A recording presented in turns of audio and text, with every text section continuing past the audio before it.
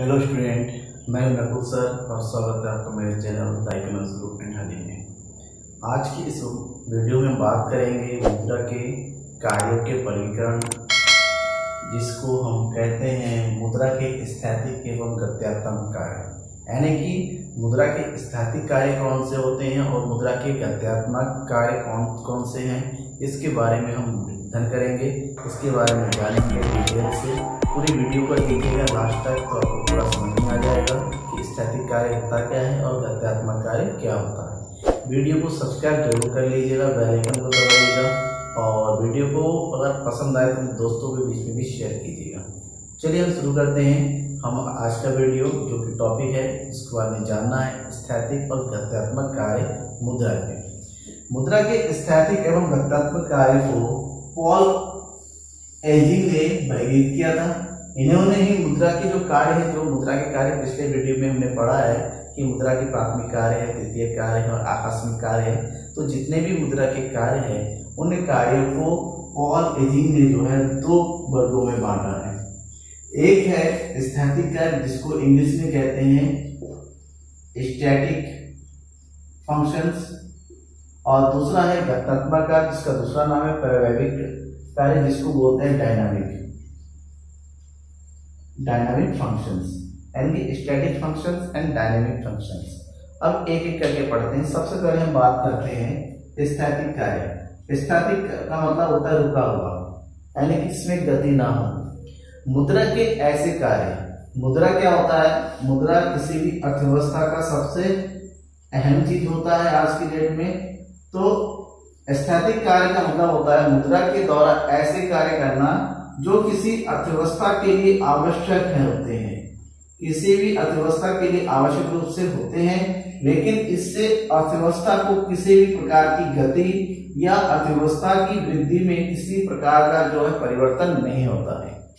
आवश्यक कार्य है, परंतु इससे अर्थव्यवस्था के विकास में गति प्राप्त नहीं होते। अर्थव्यवस्था के परिवर्तन में किसी प्रकार का योगदान ये नहीं प्रदान करता है, अपितु इसका कार्य महत्वपूर्ण होता है। बिना इसके अर्थव्यवस्था में कोई भी दूसरे कार्य जो संपन्न नहीं होते हैं। जैसे क्योंकि इन स्थैतिक कार्य के अंदर जिन जिन कार्य को रखा गया है, जिसमें से सबसे मेन इंपॉर्टेंट कार्य है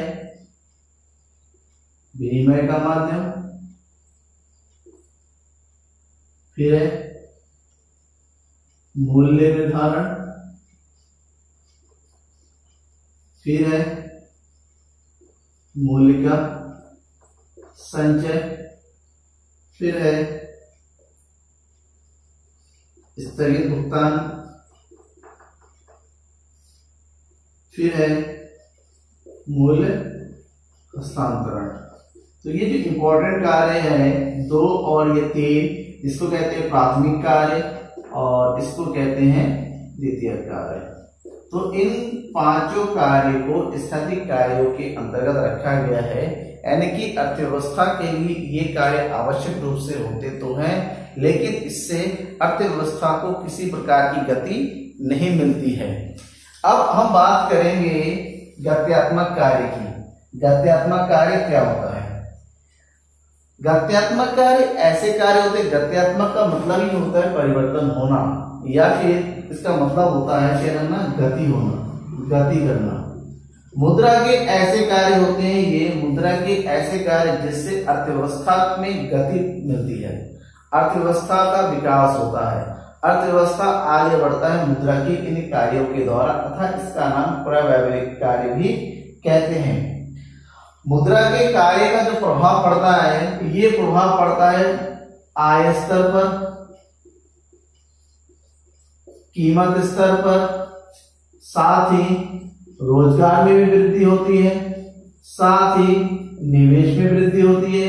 यानी कि मुद्रा के द्वारा ऐसे कार्य किए जाते हैं तो वास्तव में अर्थव्यवस्था को बल मिलता है, अर्थव्यवस्था को गतिशीलता प्रदान होती है, अर्थव्यवस्था में परिवर्तन उत्पन्न होता है। क्यों? क्योंकि इससे आय स्तर में वृद्धि होती है, क्योंकि इससे कीमत स्तर में वृद्धि होती है, रोजगार स्तर बढ़ता है और निवेश बढ़ता है।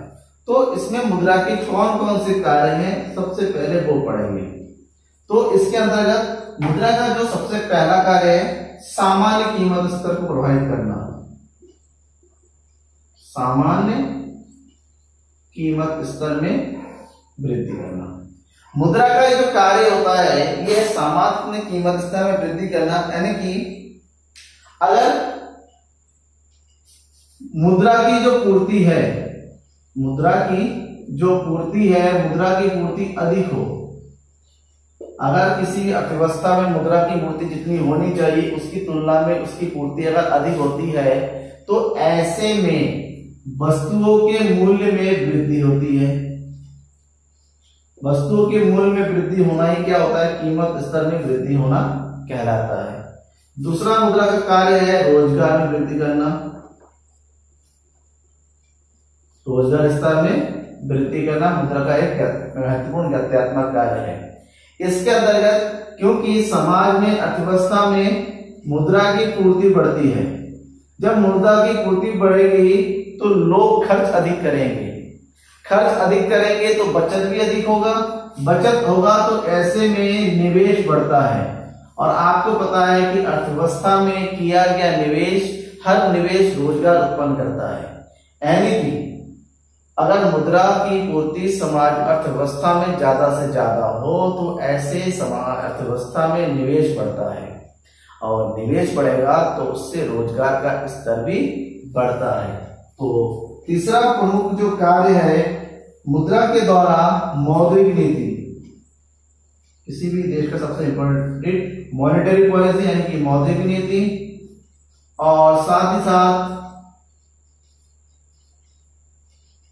राजकोषीय नीति यानी फिस्कल पॉलिसी, ये दोनों प्रभावित होता है। यानी कि मुद्रा के द्वारा ही इन दोनों का निर्माण भी होता है, इन दोनों को प्रभावित जो है मुद्रा के द्वारा ही किया जाता है। क्योंकि मुद्रा ही एक ऐसी चीज है जिसके द्वारा देश का में कितना जीडीपी आया है, हर चीज का अंकन मुद्रा के माध्यम से ही होता है। जीडीपी की वैल्यू हम आंकते हैं मुद्रा के द्वारा, वस्तु के उत्पादन को आंकते हैं मुद्रा के द्वारा। ऐसे में उन सब को निर्धारित करने के लिए जो मौद्रिक नीति बनाया जाता है या फिर देश की अर्थव्यवस्था को चलाने के लिए जो राजकोषीय नीति बनाया जाता है, उस सब को मुद्रा ही कहीं ना कहीं संचालित करता है, और मुद्रा के द्वारा ही ये मुख्य रूप से प्रभावित होता है। और सबसे मेन जो चीज है मुद्रा के द्वारा ही विशिष्टीकरण, मुद्रा के द्वारा ही विशिष्टीकरण एवं श्रम विभाजन,